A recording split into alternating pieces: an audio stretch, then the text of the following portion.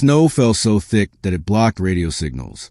Under the heavy gunfire coming down from the mountain, the Delta team pressed their bodies against the frozen ground. Their breath rose up in white clouds. "We're stuck," a voice whispered through the headset. When she suggested taking the shot, someone laughed back through the radio. "Stand down. Nobody can shoot that far through a blizzard." She didn't say anything back. She just lay still with her cheek pressed against the cold rifle. One shot rang out, and battlefield history started to change. The valley stretched out white and endless under a sky that looked like old gray concrete. Corporal Rachel Vance watched the snow get thicker as a group of armored trucks stopped about 3 kilometers from the ridgeline. The mission briefing had said there would be winter weather. Nobody had said it would be this bad. "All units get out and walk from here," came the order through her headset. Lieutenant Marcus Hayes, whose code name was Shepherd 1, kept his voice calm even though problems were piling up against him.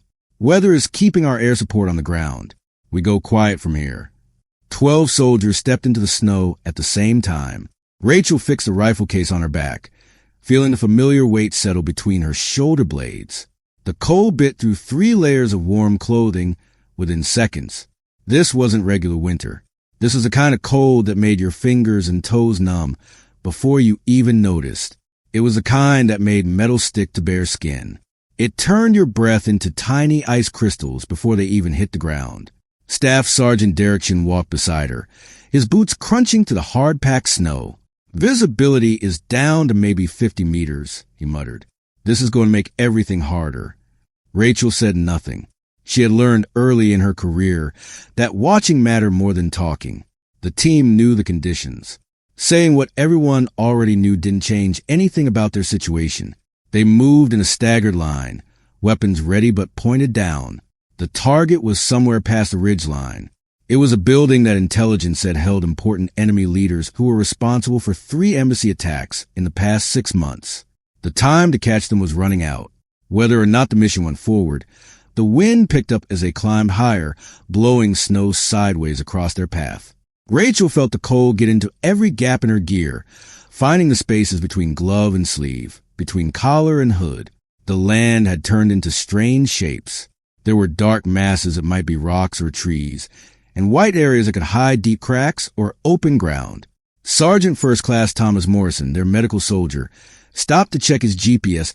"The ground matches the satellite pictures, but I'm getting wrong readings on the location. Could be the weather messing with the signal." "Keep moving," Hayes ordered. "We're 2 hours behind schedule already." The group pushed forward. Rachel scanned the land out of habit more than hope. The falling snow made it nearly impossible to see anything using normal methods. Yet something bothered her, a feeling she had learned not to ignore during 8 years of missions. The valley felt wrong. She couldn't explain over the radio, just a sense that the land held more than just bad weather. She had felt this before in Helmand Province, 15 minutes before an ambush that killed 2 men in her group. That feeling had saved her life. She pressed her radio button. Shepherd 1. "Something doesn't feel right." Hayes knew her well enough not to dismiss it. "Explain." "Can't. Just feels like a trap." A long pause. "Noted. All units stay alert." They kept climbing. The ridgeline slowly appeared through the snowfall. It was a dark shape that looked like stone and ice. According to the briefing, they would go over the ridge, go down into the next valley, and have a clear path to the building from the northwest. Simple in theory. Rachel watched the ridgeline get closer. Her worry grew with it. At 200 meters from the top, Hayes called for a stop. 5-minute break. Check your gear. Drink water. Get ready for going down. The team dropped into defensive positions, making a circle of protection more from training than real need. The snow made sound so quiet that even nearby movement was hard to hear. Rachel pulled out her water bottle, making herself drink even though she was cold. Running out of water could kill you just as surely as bullets at this height. Derek appeared beside her, snow already piling on his shoulders. "You still feeling weird about this?" "Yeah." "Based on what?" She looked across the ridgeline again. "If I wanted to trap a team moving through here, I'd wait until they went over the top. Catch them in the open while going down. Not much to hide behind, hard to move, perfect place to kill them all. Derek followed where she was looking. You think someone's up there? I think someone would be if they knew we were coming. Intelligence said the building had very little security. Intelligence also said weather would be okay. Derek made a sound of agreement. They both knew intelligence reports made guesses that reality often prove wrong. Hayes' voice cut through the wind. Get ready. We move in 2 minutes. The team stood up together, snow falling off their gear and weapons. Rachel took her place in the line, 3 soldiers back from front, her rifle case pressed against her back with each step, reminding her of what she could do if needed. The M110 sniper rifle inside was made for shooting targets up to 800 meters away. In these conditions, she would be lucky to see targets at 200. They started the final climb to the ridge line. The wind got stronger, blowing snow hard enough to sting bare skin. Rachel pulled her face covering higher, leaving only her eyes showing. The world narrowed to the soldier in front of her, the snow under her boots, and the dark shape of stone getting closer. 50 meters from the top, the feeling in her stomach got tighter. 20 meters. Hayes raised his fist, signaling stop. The line froze. Rachel watched him look at the ridge through his scope, searching for dangers that the snow was hiding. 10 seconds passed. 20. Clear, he finally called. Over the top, regular spacing. The first soldier went over first, disappearing over the ridge into the white beyond. The second soldier followed, then the third. Rachel climbed the final meters, her boots finding grip on ice-covered stone. The ridge was narrower than expected, barely wide enough for one person at a time. She reached the top and started down. The valley below opened up before her in glimpses through the snowfall. Another stretch of white, darker shapes that looked like buildings, ground that rolled and dipped in ways the satellite pictures hadn't fully shown. She was halfway down the slope when the world exploded. The first bullet hit high, striking the ridge above them and sending sharp pieces of stone through the air like shrapnel. Rachel's training took over before she could think. She dropped flat, weapon ready, looking for cover that barely existed on the open slope. Contact. Hayes' voice cut through the chaos, taking fire from multiple spots, 11 o'clock and 1 o'clock. The situation became clear in pieces. Gunfire flashes from the valley floor, maybe 300 meters away. More shooting from high positions to the northeast, using the ground to create overlapping fields of fire. The Delta team had gone over the ridge right into a planned killing zone. Rachel's earlier feeling became bitter truth. They had been expected. Bullets snapped overhead with sounds like cloth tearing. The team scattered across the slope, each soldier looking for whatever tiny bit of covered ground offered. Rachel pressed herself behind a rock, barely big enough to protect her body. Snow kicked up around her as bullets got closer. Shepard 1 to all units. Sound off. Hayes barked. The count came back. 12 voices. 12 soldiers still okay for now. Derek's voice crackled through. I've got at least 3 shooting positions in the valley, dug in behind hard-packed snow walls.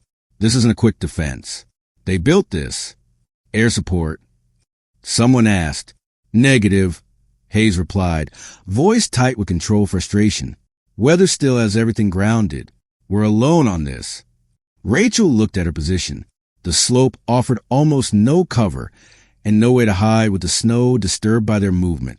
Going down would mean moving through crossing fire from prepared positions. Going back over the ridge meant showing themselves on the top. They were effectively stuck. She pressed her radio button. Shepard 1.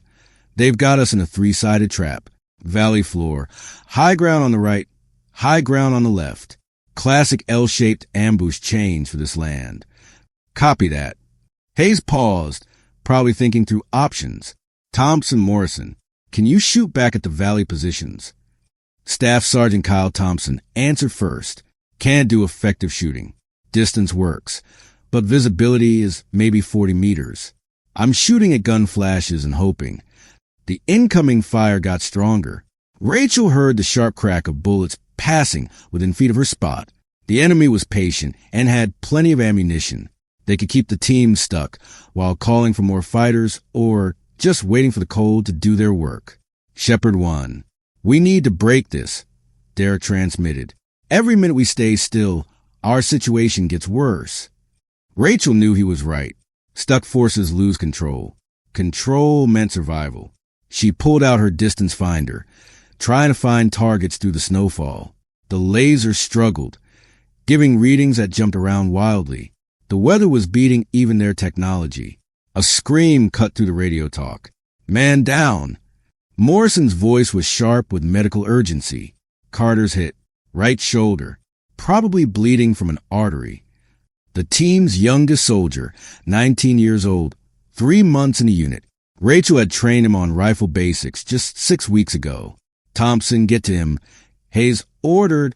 "Morrison, tell me what's happening." The medic's voice stayed professional despite everything. "Working on it now. He's awake and responding. The bullet went through and through. Missed the bone. I can keep him stable. But he needs to be evacuated within 2 hours." 2 hours? They didn't have 2 hours. They barely had 2 minutes before their situation got too bad to fix. Rachel looked at the battlefield again, this time not looking for targets, but for patterns. The shooting came in waves, controlled and disciplined. 3 to 5 second bursts from each position, then they would switch. The enemy wasn't panicking or wasting bullets. They were professional, patient, and had every advantage. Her eyes tracked the gun flashes, timing how often they happened. Valley positions shot first, getting attention and return fire. Then the high positions shot, catching anyone who raised their head to shoot back. Textbook suppression tactics. But tactics had rhythms, and rhythms created gaps. She counted through 3 cycles of fire. The pattern stayed the same. For seconds of fire from the valley, 2 seconds of quiet, 3 seconds from a high ground on the right, 1 second quiet, 3 seconds from high ground on the left. Then the cycle repeated. In that pattern, a window existed, barely 3 seconds, maybe less in practice, but 3 seconds where all positions went quiet at the same time to reload, move, or check things. Rachel pressed her radio button. Shepard 1. I'm seeing a rhythm in their fire. Every 14 seconds, there's a gap where all positions stop shooting at the same time. Can you confirm that? She counted through 2 more cycles. Confirmed. It's standard fire and move tactics. They're taking turns shooting to save ammunition and keep us from shooting back well. That gap long enough to move? Not far. Maybe enough to get a better cover, if we time it perfectly. Hayes thought about this. All right, on my signal, everyone moves to better spots during the gap. Rachel, call out the timing. She watched the pattern, feeling the rhythm now. Valley fire stopped. High ground right went quiet. High ground left stopped. Now, she transmitted. 12 soldiers moved as one, leaving open spots for slightly better cover 5 to 10 meters away. Rachel threw herself behind a bigger rock, one that actually protected her from multiple directions. Around her, the team found similar improvements. The enemy fire started again on schedule, now hitting the spots the team had just left. Good call, Hayes transmitted, but we're still stuck. Options. Rachel thought about their situation. They had rifles, grenades, skills, and training that was better than most military units on Earth. What they didn't have was visibility, air support, big guns, and any way to move under the current fire. What they needed was to break the enemy's teamwork. The shooting positions were too far apart from each other for direct talking in this weather. They would be using radios, which meant someone was coordinating the shooting. She pulled her scope from its case. The M151 sniper scope was rated for shooting beyond 1,000 meters in perfect conditions. These weren't perfect conditions, but the scope could show heat signatures. Rachel turned it on, letting it adjust. Through the scope, the snowfall became a little clearer. Heat signatures appeared in ghostly outline. She looked across the valley floor, searching. There, behind the valley shooting positions, maybe 50 meters back, a heat signature bigger than the others. Multiple bodies grouped together. Command post, almost certainly coordinating the ambush, directing the shooting, keeping the discipline that had the Delta team stuck. Rachel measured the distance. 640 meters. Wind was changing, gusting to 30 knots from the northwest. Snow made it almost impossible to see. The target was partially hidden behind ground. It was, by any reasonable thinking, an impossible shot. She pressed her radio button. Shepard 1. I've got eyes on what looks like their command group. 640 meters, valley floor. Dug in behind a dirt wall. Hayes' response came quickly. Can you shoot them? Rachel looked through the scope again. The heat signatures moved in the wind-driven snow. She would need to calculate for wind that changed every second. She would need to make up for how much the bullet would drop over 640 meters while the target stayed partially hidden. She would need to do it all with one shot, because a miss would warn them, and they would move before she could fire again. Possible, she transmitted. Low chance of success given conditions, but possible. What do you need? 90 seconds to set up, covering fire from all positions during my shot to hide the sound, and permission to take it. A pause. Rachel heard radio talk in the background. Hayes was checking with his senior soldiers. Then a different voice came through. Major William Garrett, Delta Squadron Commander, who had been listening to the radio from base. Negative. Garrett said flatly, stand down on that shot. Visibility is not good enough. Distance is too far for current conditions. We don't take low-chance shots that might give away our position. Rachel's jaw tightened. Sir, with respect, we're already found out. Stuck. One wounded. No help coming. This shot could break the ambush. Or it could waste a bullet and tell them we have a sniper while doing nothing, Garrett countered. I've looked at the data your scope is sending. 600 plus meters in a blizzard is fantasy. Corporal, stand down. Through her headset, Rachel heard someone laugh. Not mean, just not believing.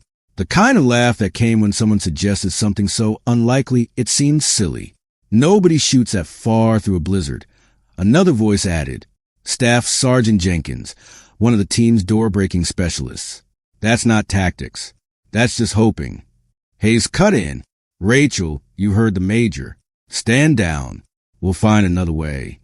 She didn't answer right away. Through her scope, she watched the heat signatures at the command post. They moved with confidence, running an ambush that was working exactly as planned. They had no reason to expect danger from this far away in this weather, which meant they wouldn't be looking for it. Rachel ran the math in her head. Wind adjustment, bullet drop, how likely the target would move, how the extreme cold affected her scope. Every factor was stacked against success. But she had made impossible shots before. Rachel Vance had learned to shoot on her grandfather's ranch in Montana, putting bullets through targets at distances that made her high school friends think she was making it up. She had learned that wind told you everything if you knew how to listen. That patience mattered more than speed. That the best shooters weren't the ones who could hit anything, but the ones who knew when not to shoot. She had carried those lessons through Marine Corps sniper school, through missions in 4 different places, through tests that put her in the top group of precise shooters in the military. She had made shots that went into reports that became training examples that made other snipers shake their heads in respectful amazement. She had also learned when to listen to command, when to follow the rules, when to accept that some shots weren't worth taking. This wasn't one of those times. Through her scope, Rachel studied the ground with focus that blocked out everything else. The wind blew snow in patterns that seemed random but held a hidden regularity. Gusts from the northwest, 15 to 30 knots, but with a rhythm. Every 8 seconds, a stronger gust. Every 8 seconds, the snow would get thicker briefly before going back to the regular blizzard. She watched 3 full cycles, confirming the pattern. The command post-heat signatures stayed grouped together. For people, one slightly apart from the others, the leader giving orders. Probably the separated one would be her target. Take out the leader. The ambush teamwork would fall apart. Shooting positions would lose their timing. The Delta team would have a chance. Rachel checked her rifle. The M110 was already loaded. 20-round magazine in place, bullet ready. She had taken care of it carefully since the mission started, knowing that cold could cause problems, that water could freeze parts shut, that equipment failed in extreme conditions. Her weapon was ready.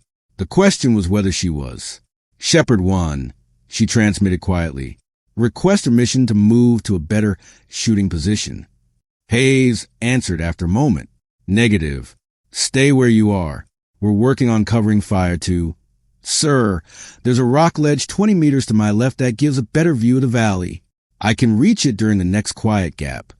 She could hear him hesitate. Hayes knew what she could do, trusted her judgment, but he had also heard the Major's order. The Major said stand down on shooting that target. Hayes finally said, "Understood, sir. I'm just moving to watch better." A longer pause. Hayes wasn't stupid. He knew exactly what she was really saying. "Do what you need to do, Corporal, but if you disobey a direct order, I can't protect you from what happens after." Rachel didn't answer. She waited for the next quiet gap, counting in her head. When it came, she moved 20 meters across ice-covered stone while carrying a rifle, and gear normally took a 5-second run. In these conditions, with the need to be quiet and steady, it took 12. She reached the rock ledge as enemy fire started again, pressing herself flat behind stone that gave better cover and a clearer view of the valley. From here, the distance got a little shorter, 620 meters. The wind still hammered across the slope, but the stone formation created a partial shield that cut the gusts by maybe 20%. Small improvements, but small things decided success or failure at this distance.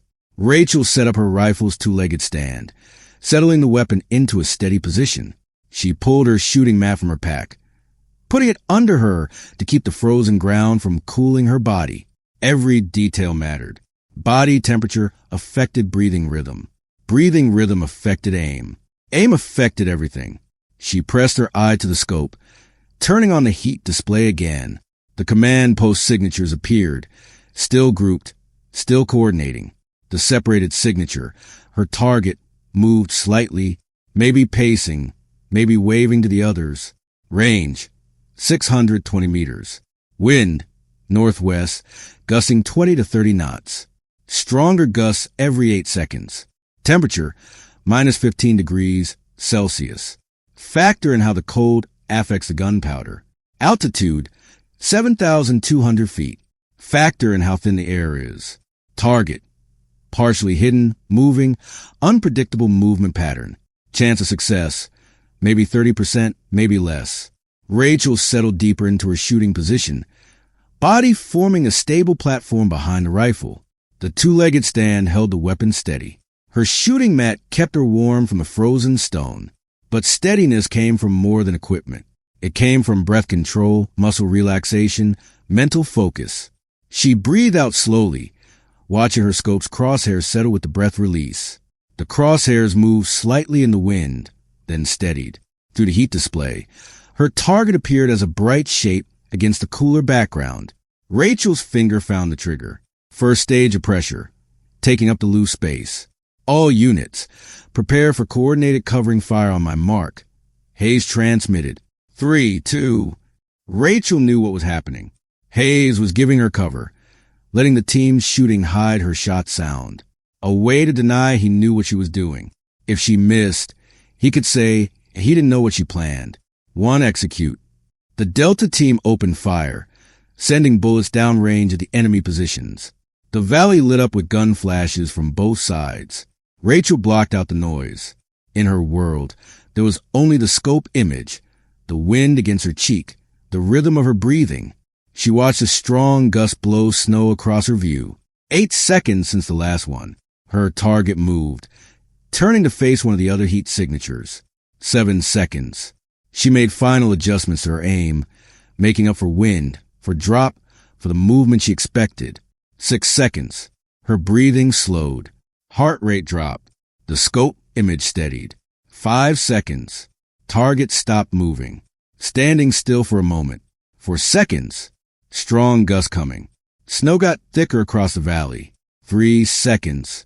Rachel's world narrowed to the space between heartbeats. 2 seconds. The gust hit, blowing snow sideways across her position. 1 second. The gust peaked. The moment before Rachel fired, a voice crackled through her headset with enough authority to cut through everything else. "Corporal Vance, this is Major Garrett. Stand down immediately. That is a direct order." Her finger rested on the trigger. First stage already taken up.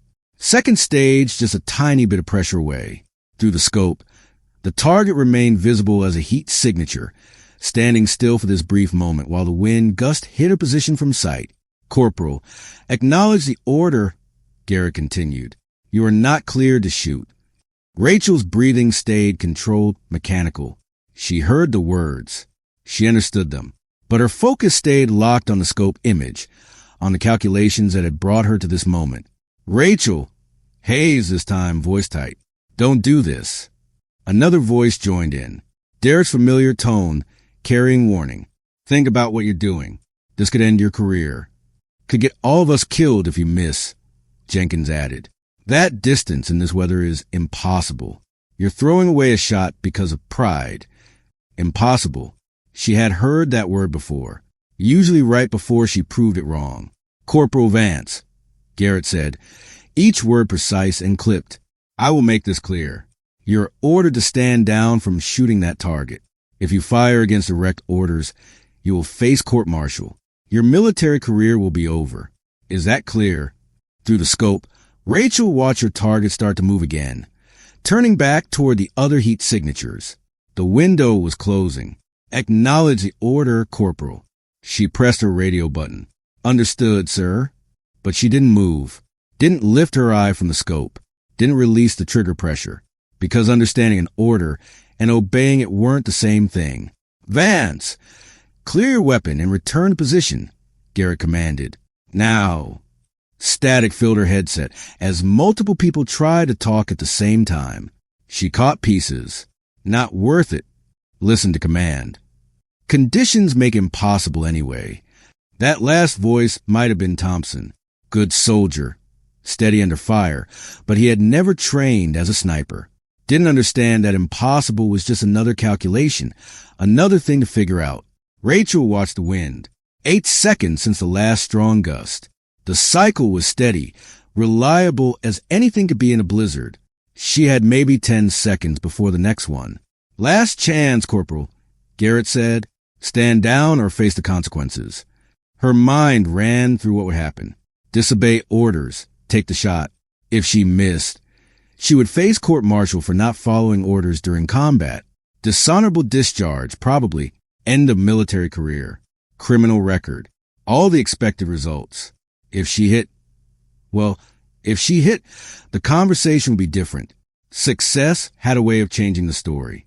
But that assumed success.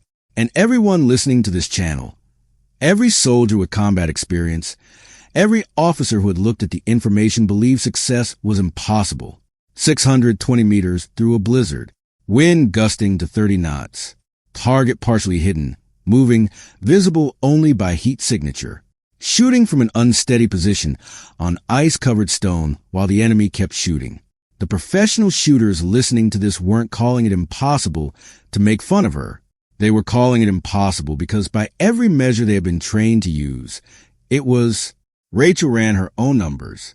She had qualified at 800 meters in 12-knot winds, putting 5 bullets into a 6-inch circle. But that was on a range with known distance, steady position, and targets that didn't shoot back. She had made a 730-meter shot in Kandahar, taking out an enemy machine gunner who had trapped a Marine group, but that had been in clear conditions from a prepared hiding spot with time to calculate everything exactly. Her longest successful shot in bad visibility had been 400 meters in a dust storm. She had hit center body on that one, though she had aimed for the head. This shot was harder than any previous success by a lot. Through her headset, she heard Carter groan in pain. Morrison's voice came through, professional but urgent. Shepard 1, I need that evacuation timeline. He's stable for now, but that changes if we're stuck here much longer. They were running out of time, out of options. Corporal Vance. Final warning, Garrett transmitted. Obey the order, or I will have you removed from the area and charged. This is not negotiable. Rachel's finger stayed on the trigger. She thought about her grandfather teaching her to shoot when she was 8 years old. He had set up targets at what seemed like impossible distances for a child with a rifle almost as tall as she was. When she complained she couldn't possibly hit them, he had said something she never forgot. Impossible just means you haven't figured out how yet. She had hit those targets eventually, but this wasn't a ranch in Montana. This was a mountainside in enemy territory with a dozen lives depending on her decision, including her own. Rachel, please, Hayes said quietly. Think this through. She was thinking. She had been thinking since the moment she spotted the command post, running calculations, figuring chances, weighing factors. And every calculation came back to the same answer. This was their best chance, maybe their only chance. But best chance didn't mean high chance. It meant less terrible odds than the other options. Through the scope, the target moved back into partial hiding. The moment had passed. Rachel breathed out slowly, finger releasing trigger pressure. She pressed her radio button. "Standing down, sir." Relief flooded through the radio talk. Someone muttered, "Thank God," under their breath. Derek transmitted, "Smart call." Garrett's voice carried satisfaction. "Acknowledge. All units. Maintain current positions while we develop alternative extraction plan." Rachel lifted her eye from the scope, blinking to adjust to the wider battlefield view. The enemy fire continued its disciplined pattern, keeping the Delta team stuck, waiting for Cold and Wounds to do the real work. Alternative extraction plan. That meant waiting for a break in weather that might not come, or calling for a ground convoy that would take hours to arrive, or trying to fight their way back through a planned kill zone. All options that gave the enemy more time to bring more fighters, more chances to cause wounds, more ways for this mission to become another report listing what went wrong. She watched the snow fall, heavy and never stopping. Then she checked the wind again. 8 seconds. The strong gust hit on schedule, blowing snow across the valley in a wave that hit everything briefly before going back to the regular blizzard. Rachel noted the timing without thinking, her mind still tracking patterns even though she had supposedly stood down. The Delta team's covering fire had stopped, saving ammunition now that the immediate crisis had passed.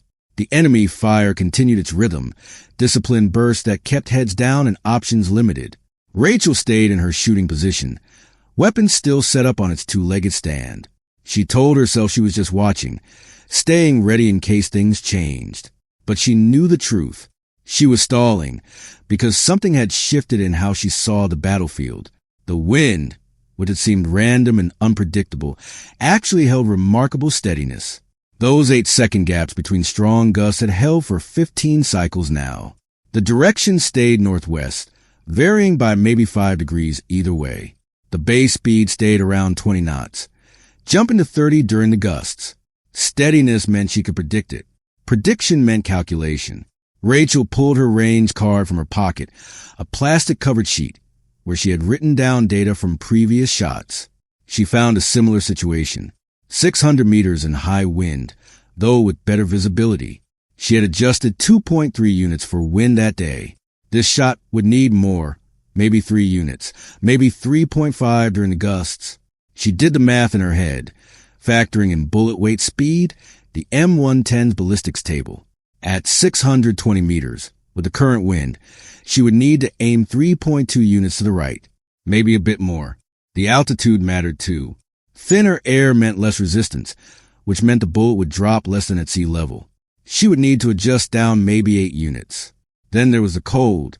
Gunpowder burned slower in extreme temperatures, reducing how fast the bullet left the barrel by about 10 feet per second for every 10 degrees below freezing.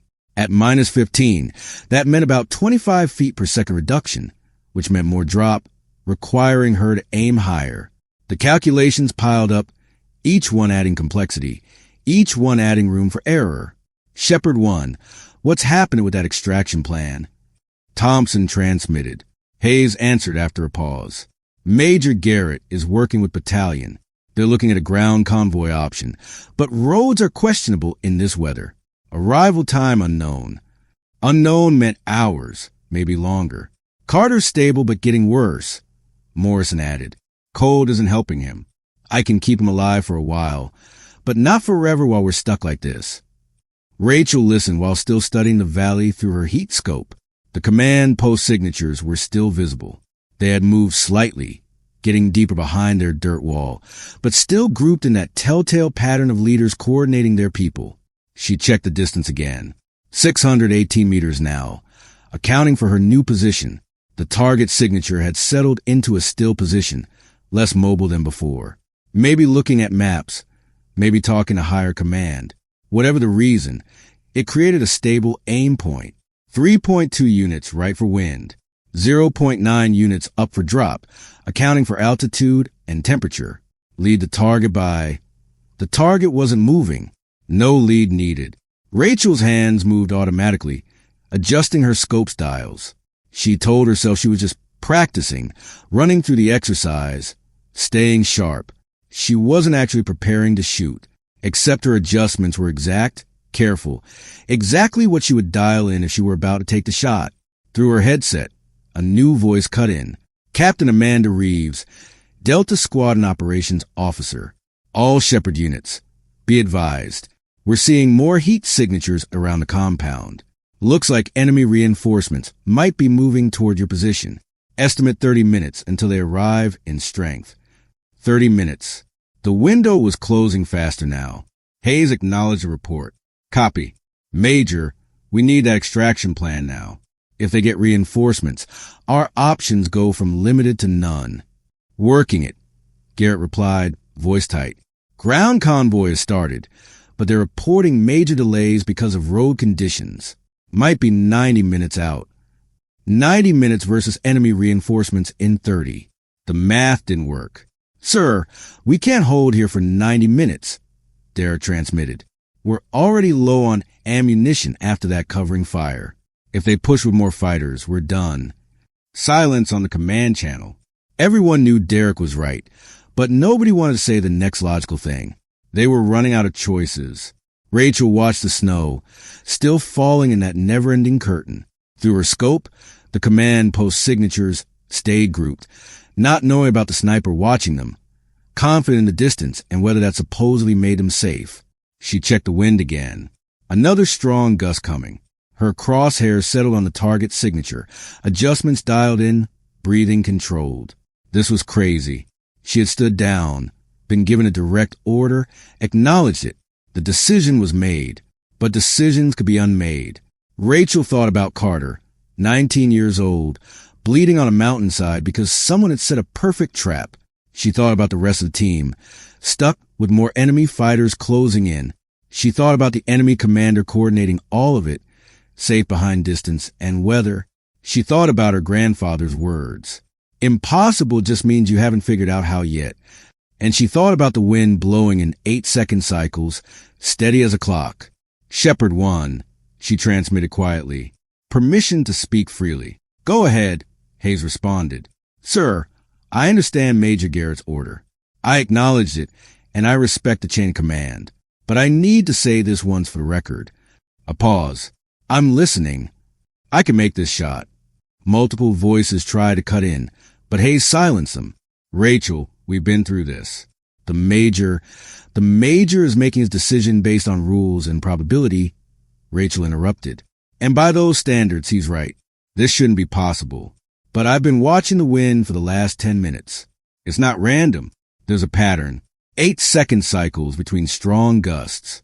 Base speed of 20 knots from the west. I can calculate for this. In zero visibility, through a blizzard at 600 meters? Jenkins said, listen to yourself. That's desperation talking, not tactics. No, Rachel replied calmly. It's observation talking. I've tracked the pattern 15 times now. It's steady, and my heat scope is giving me a clear signature on the target. I have everything I need except permission. What you're not getting, Garrett, cut in. This conversation is over. Corporal, you had your say. Now follow orders. Rachel's finger found the trigger again. She had followed orders her entire career. 8 years of service. For deployments, never a discipline problem. She had been the model soldier, the example others were told to copy.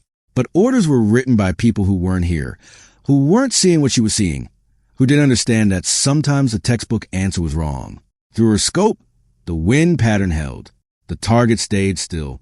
8 seconds since the last strong gust. Rachel made her decision. Rachel Vance had fired thousands of bullets in her career. Practice courses, training ranges, real combat. She knew the science of how bullets flew the way musicians knew music scales, the way doctors knew the human body, the relationship between gunpowder charge and barrel length, between spin rate and steadiness, between wind and drift was built into her muscle memory. But every shot was different. Every shot carried its own unique mix of factors that made prediction an art as much as science. This shot would be one of a kind.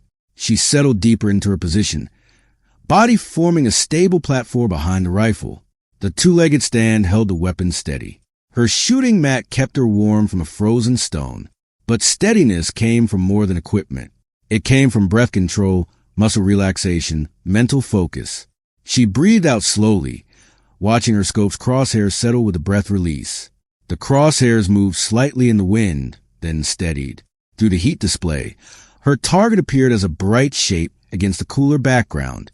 618 meters. 3.2 units right. 0.9 units up. The adjustments were already dialed into her scope. She had made them while claiming to stand down, while everyone thought she was being obedient. Rachel's finger took up the trigger slack. First stage, mechanical and exact. The shot would happen at the second stage, needing just 4 more ounces of pressure. Around her, the blizzard kept attacking. Snow blew across the slope in waves, each gust creating brief moments of complete whiteout before clearing to just terrible visibility. She started counting. 8 seconds between the strong gusts. The pattern had held for 23 cycles now. 6 seconds since the last one. Through her headset, she heard Morrison updating Carter's condition. Hayes coordinating with battalion. Garrett demanding status reports. None of them knew what she was about to do.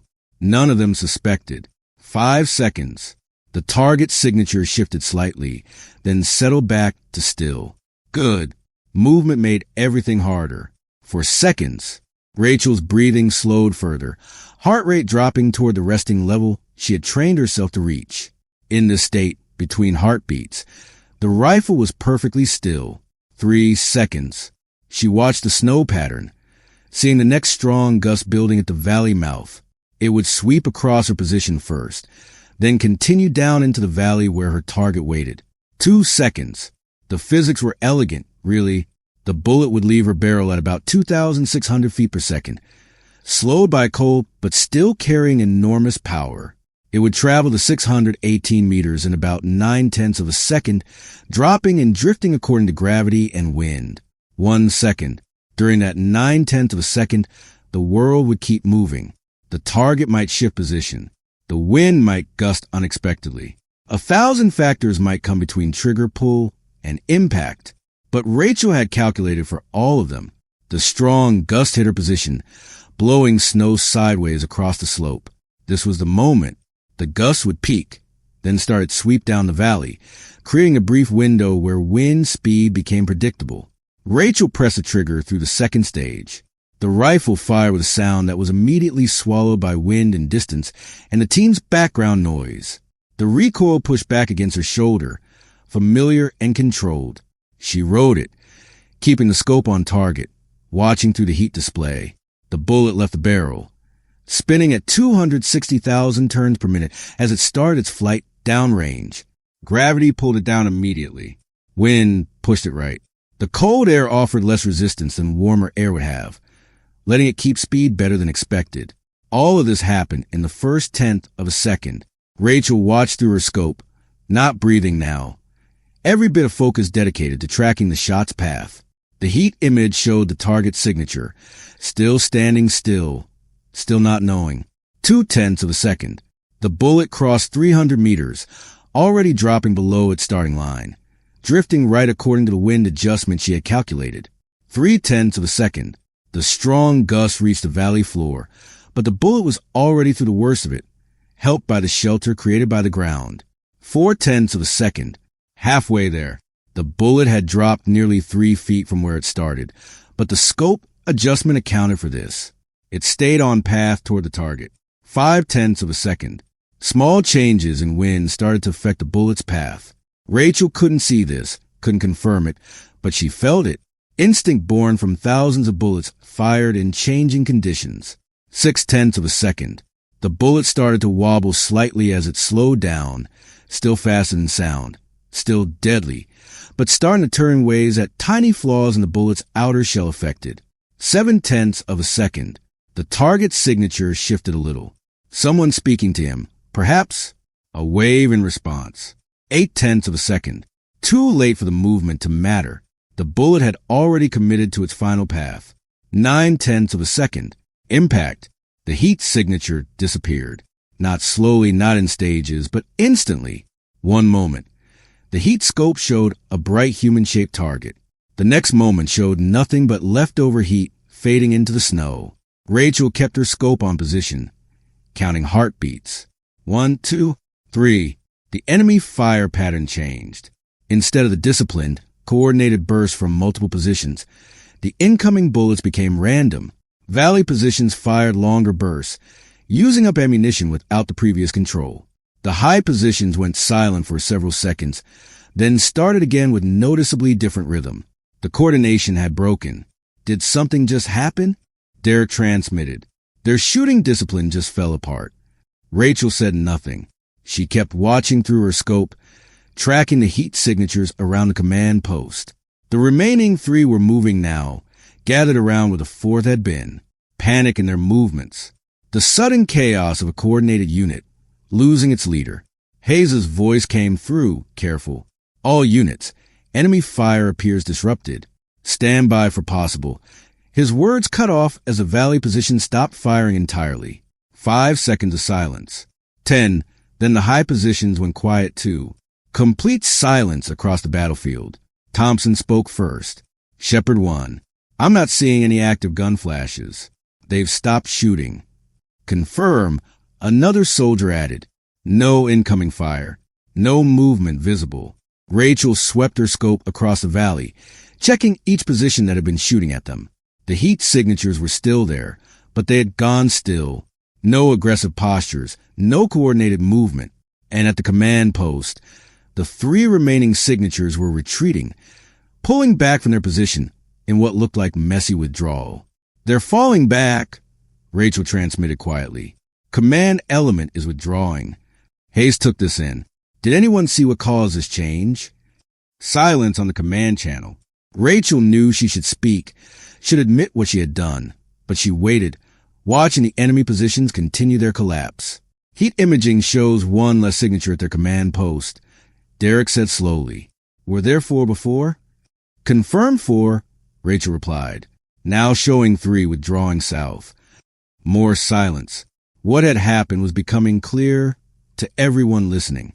Major Garrett's voice cut through, sharp with suspicion. Corporal Vance, report your status. In position, sir. Watching enemy withdrawal. Did you shoot that target after being ordered to stand down? Rachel's finger moved away from the trigger. Muscle memory completing the safety steps. Weapon condition 4. Safe. No immediate threat remained. She pressed her radio button. Yes, sir. The radio went silent. Not the silence of radio discipline, but the stunned silence of everyone processing what they just heard. Hayes was first to recover. You took that shot. Yes, sir. 600 meters in a blizzard against direct orders. 618 meters, sir. And yes. Thompson's voice held disbelief. That's not possible. You couldn't have. The target is down, Rachel interrupted calmly.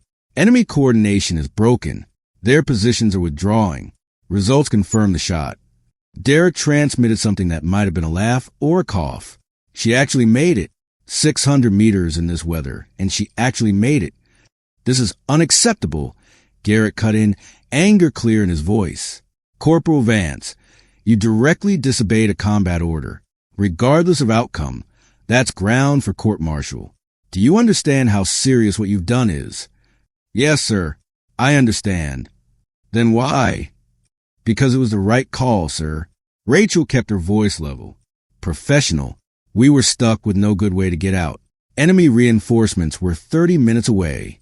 One of our men was wounded and getting worse. The shot gave us our best chance to break the situation. That wasn't your decision to make, Garrett snapped. With respect, sir, someone had to make it.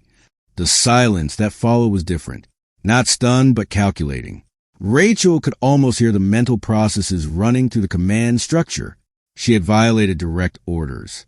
True, but she had also killed a target that broke an ambush and saved the team. The math of military justice versus mission success. Hayes spoke carefully. Major, setting aside the discipline question for the moment, we have a tactical window here. Enemy is withdrawing. We could push the advantage. secure the compound while they're confused, or get our wounded out and fall back before those reinforcements arrive. Carter needs real medical attention soon, Morrison added. Rachel listened to the discussion, still watching through her scope.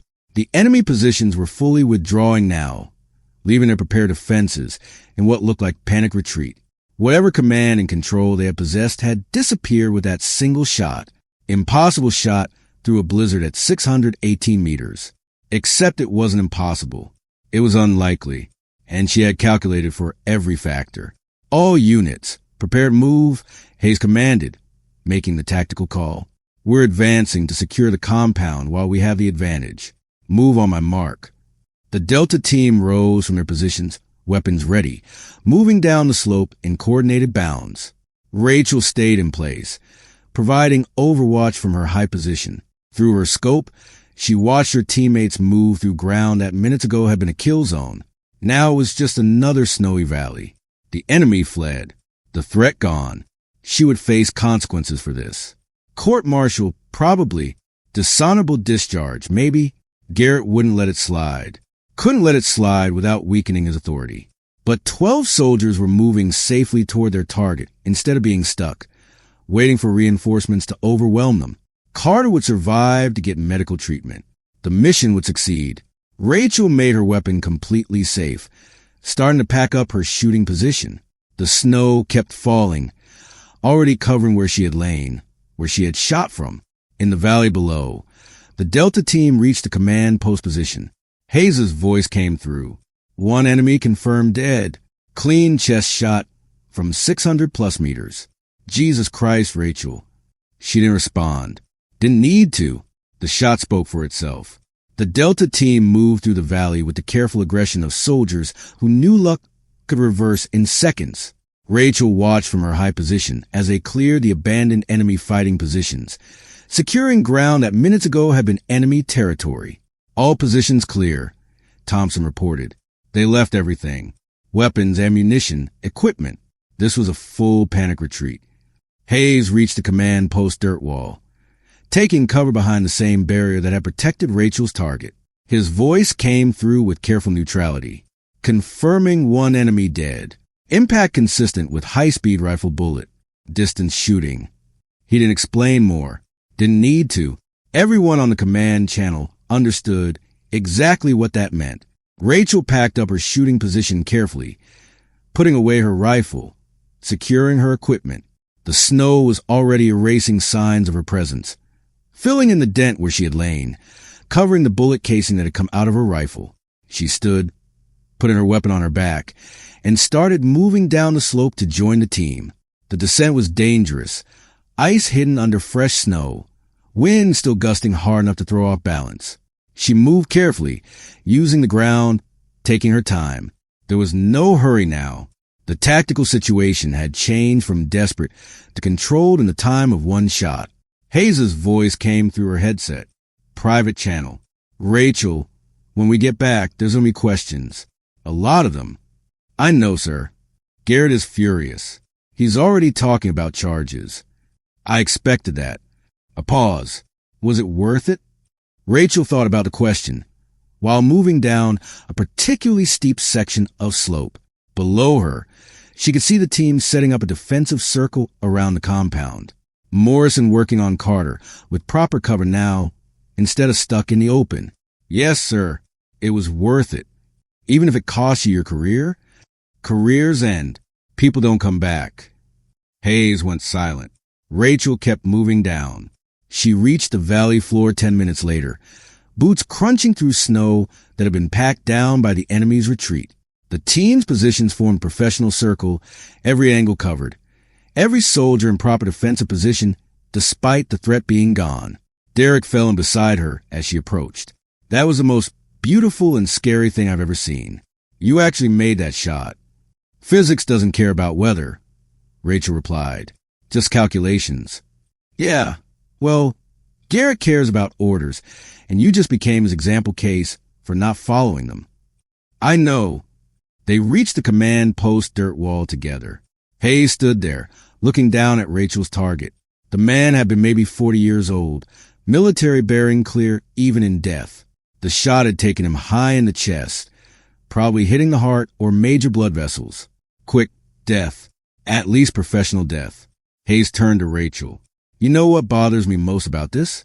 You made a 600-meter shot in a blizzard through wind that should have made it impossible with enough accuracy to make a clean kill instead of wounding. He shook his head.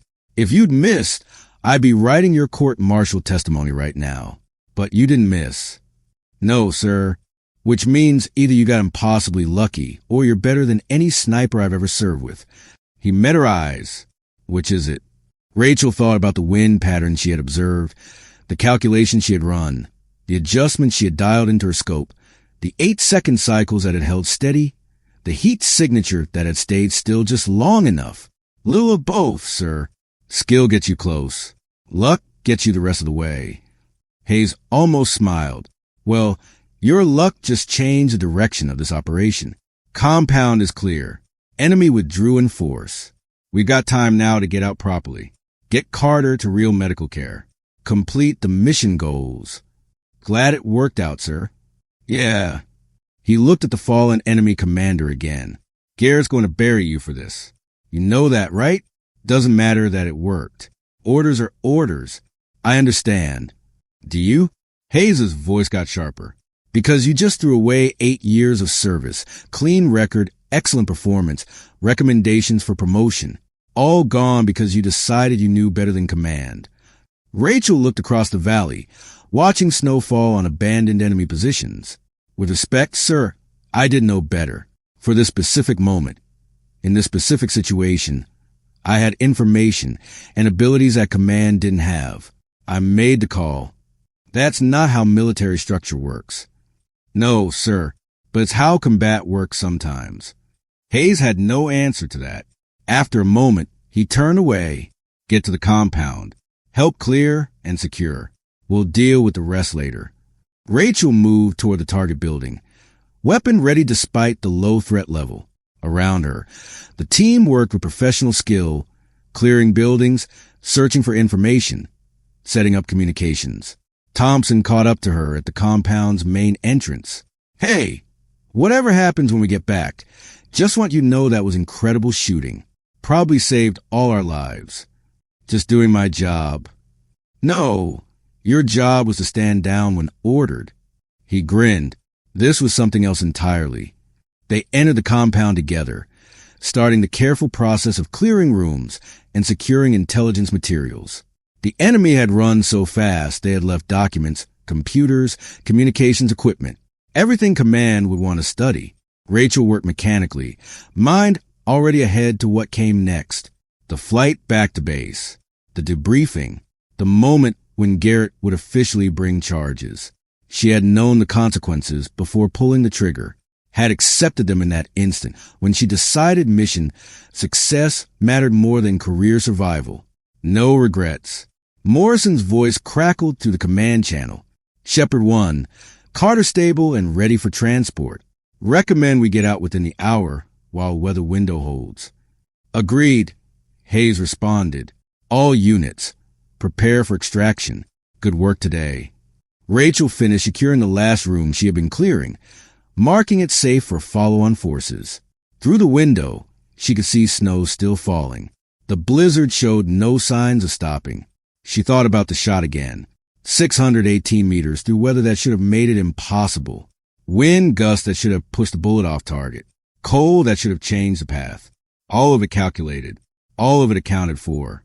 Impossible just means you haven't figured out how yet. Her grandfather had been right. The extraction went smoothly. 2 Chinook helicopters fought through the weather, landed in the valley long enough to load people and key intelligence materials, then disappeared back into clouds. Carter was evacuated first, stable but needing surgery. The rest of the team followed in the second helicopter. Rachel sat in the web seating, rifle between her knees, watching the mountains fade into whiteout behind them. Around her, the team was quiet. Combat exhaustion, probably, or maybe they were processing what had happened. Derek sat across from her. He had to shout over the helicopter noise. You know, everyone's going to be talking about this for years, right? The shot through the blizzard. It'll become a legend. Rachel didn't respond. Legends didn't interest her. The flight took 90 minutes, fighting headwinds and weather the whole way. They landed at forward operating base Sentinel just after dark, helicopter blades cutting through falling snow that had followed them back from the mountains. Major Garrett was waiting on the landing pad. Rachel saw him standing there, arms crossed, face set in expression an officer about to end someone's career. She had expected this, had prepared for it mentally during the flight. The team filed off the helicopter. Hayes went to Garrett first, starting the immediate debrief. Rachel hung back, giving them space, knowing her turn would come. It came faster than expected. Corporal Vance. Garrett's voice cut through the rotor noise. With me, now. She followed him across the pad to a temporary building that served as a tactical operations center. Inside, the warmth was shocking after hours in the cold. Rachel's face burned as blood flow returned. Garrett led her to a small room off the main operations floor. No windows, one table, 2 chairs. Standard debrief setup, or interrogation setup, depending on perspective. Sit, he commanded. Rachel sat. Garrett stayed standing, pacing the small space. Do you have any idea what you've done? Yes, sir. Tell me. I violated a direct order under combat conditions. Shot a target after being specifically told to stand down. Put personal judgment above chain of command. Anything else? Rachel met his eyes. I killed the enemy commander, coordinating an ambush that had us stuck. Broke their tactical teamwork. Created the window needed to complete mission goals and get out without more wounded. Garrett's jaw tightened. You don't get to claim mission success as excuse for not following orders. Not claiming excuse, sir. Just stating facts. The fact is you disobeyed orders in combat. That's court-martial territory, Corporal. Career-ending territory. I understand. Do you?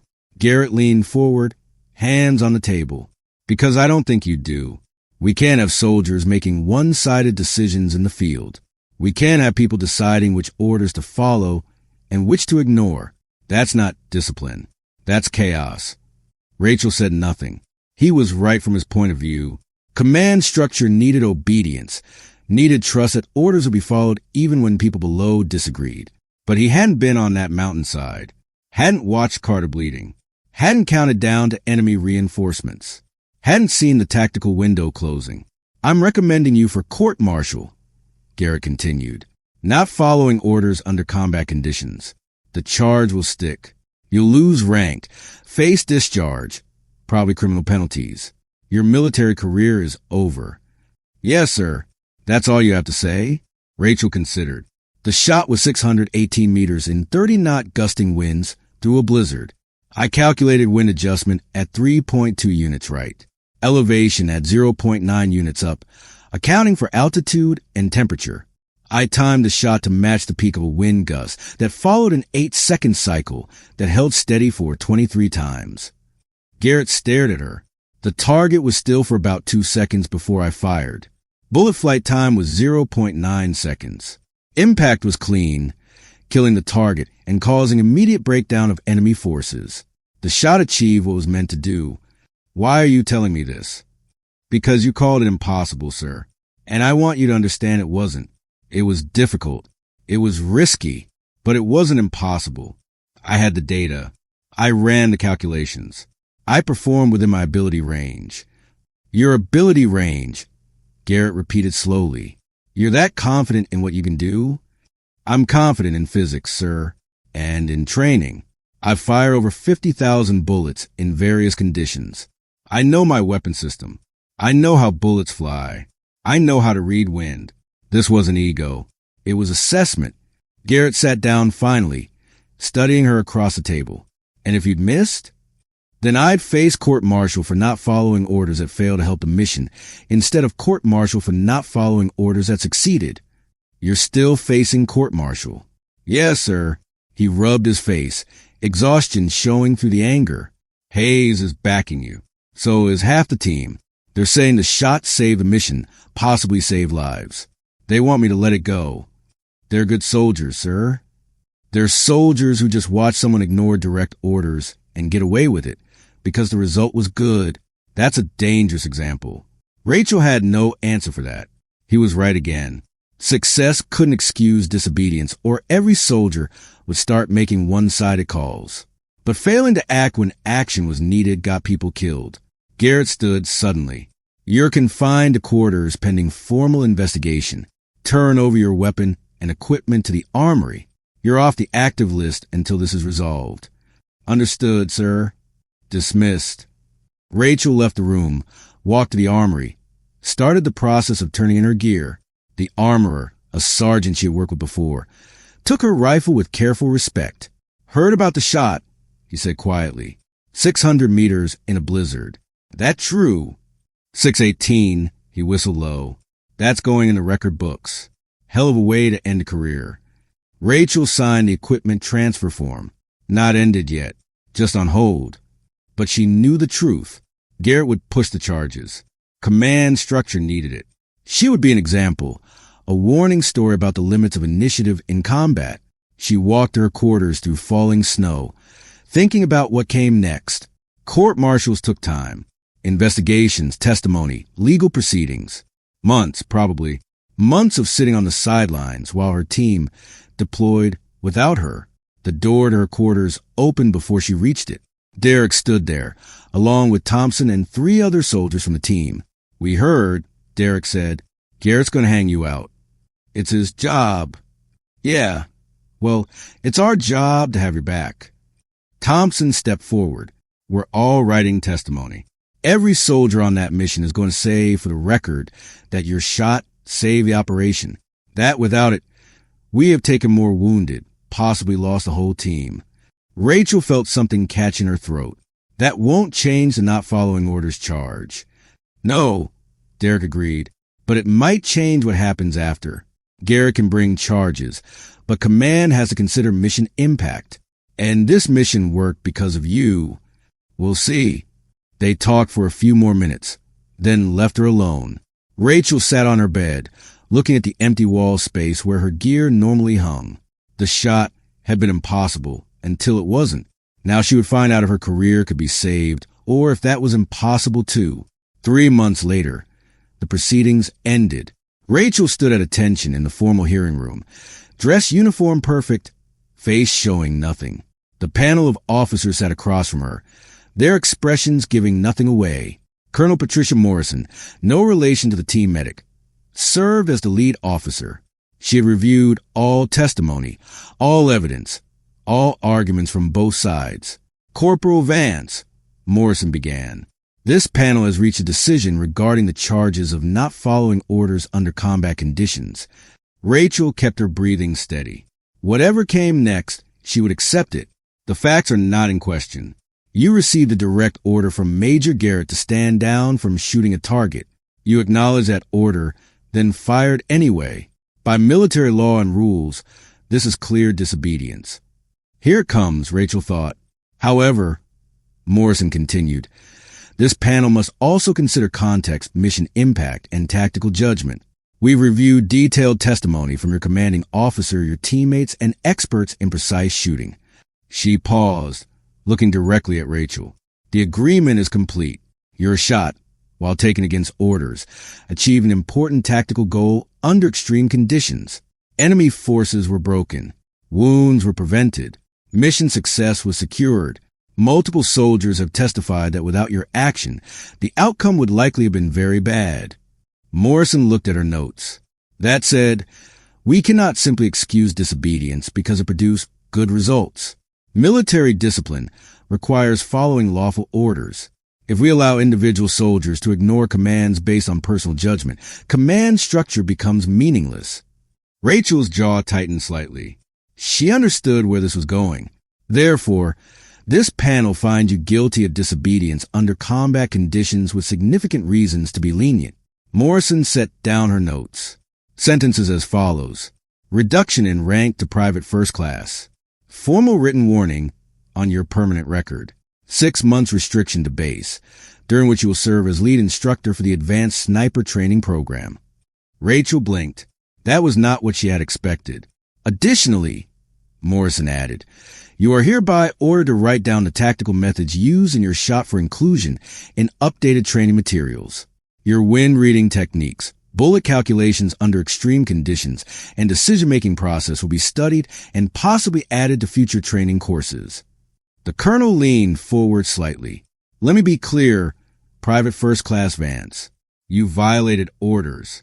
That cannot stand without consequence. But you also showed abilities that this command would be foolish to waste.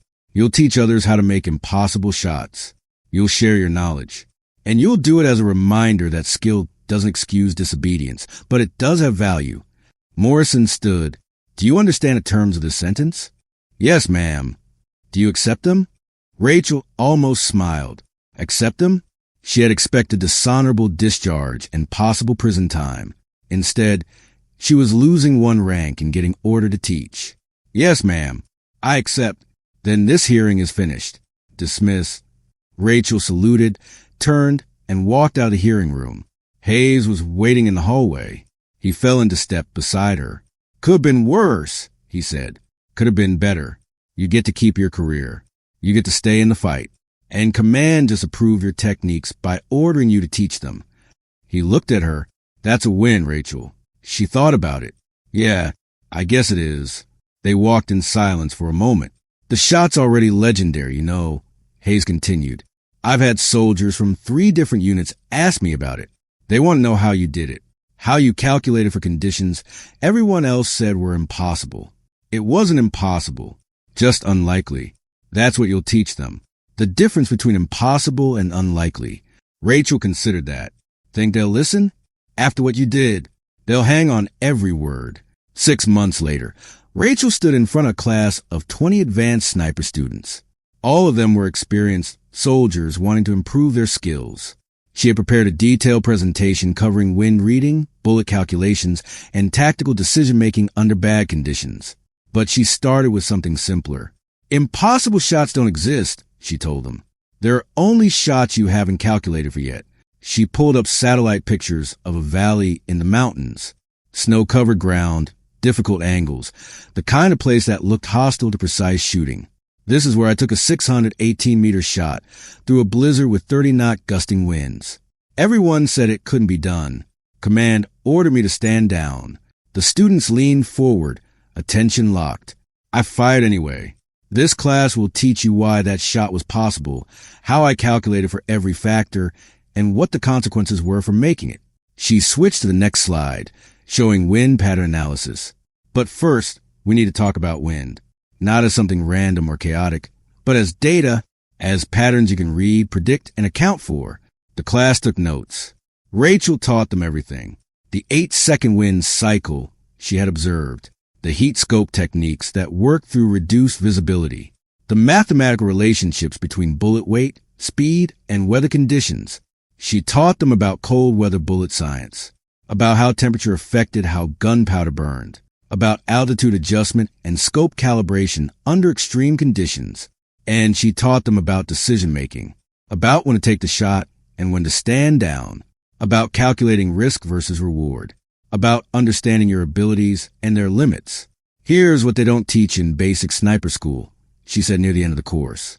Sometimes the textbook answer is wrong. Sometimes the rules don't account for the specific situation you're facing. And sometimes you have to make a call that goes against orders. She let that sink in. But if you make that call, you better be right. Because if you're wrong, there are consequences. And even if you're right, there are still consequences. One of the students raised a hand. Would you take that shot again? Knowing what you know now about what happened after. Rachel thought about Carter, evacuated safely because the ambush was broken, about the team completing their mission instead of being stuck waiting for reinforcements, about the intelligence gathered from the compound that stopped 3 more attacks. Yes, she said simply. I'd take it again. The student nodded, understanding. After class, Rachel walked across the base toward the shooting range. It was snowing, heavy flakes that reminded her of that day in the mountains. She stood for a moment, watching it fall, feeling the wind against her face. Her rank had been restored after 4 months of excellent performance. The written warning stayed on her record, a permanent reminder. But she was still here, still serving, still teaching others how to make the shots that mattered. Hayes found her standing there. Thinking about it? He asked. The shot. Always. Any regrets? Rachel watched snow pile up on the ground, each flake adding to the pattern. None. Hayes smiled. Good, because I've got a mission briefing for you. Teams deploying in 2 weeks. Mountain environment, potentially bad weather. Could use a sniper who doesn't let impossible conditions stop them. She turned to him. I'm in. Figured you would be. They walked back across the base together, snow falling around them. In the distance, Rachel could hear the sound of rifle fire from the range. Students practicing, learning, preparing for their own impossible shots. The battlefield was always changing. Weather, ground, enemy tactics. But the basics stayed the same. Physics, math, training, and the understanding that impossible was just another factor to calculate for. Rachel smiled slightly, feeling snowflakes melt against her face. Some things never changed. 5 years after the shot heard across the special operations community, Rachel Vance sat in a briefing room at Fort Bragg. She wore captain's bars now, earned through steady performance and the grudging respect of commanders who had first wanted her court-martialed. The room held 30 officers and senior soldiers, all gathered for the quarterly training review session. On the screen at the front, a new manual section glowed in standard military format. Precision fire in degraded conditions, advanced techniques. Beneath it, smaller text, developed by CPT Rachel Vance based on operational experience. General Marcus Chun, who had been a colonel during Rachel's hearing 5 years before, stood at the front of the room.